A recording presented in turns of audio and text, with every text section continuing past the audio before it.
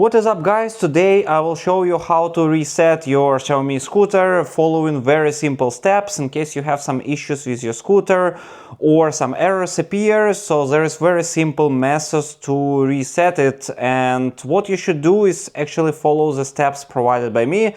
Firstly, you need to fully disable your scooter. Just press on the button.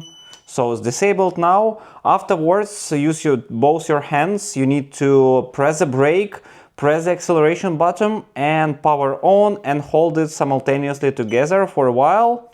So let's wait. So you will hear this noise, and after you will see 14 appears with the sign of issue. So just hold it for around 10 seconds. And after 10 seconds will be done. Actually, reset is done. So everything is working perfectly after this. Of course, I had no issue, but in general, in case your scooter has some issue, this guide will help you and it should work perfectly and reset to the default settings. Actually, for this video, that's pretty much it. Thank you very much for watching. Put the thumbs up and see you next time.